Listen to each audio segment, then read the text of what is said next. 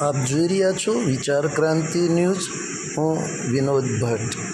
ગુજરાતના મુખ્યમંત્રી શ્રી ભૂપેન્દ્રભાઈ પટેલ દ્વારા બનાસકાંઠા ડેરી સિમેન્ટ સેન્ટરનું ઉદ્ઘાટન કરવામાં આવ્યું।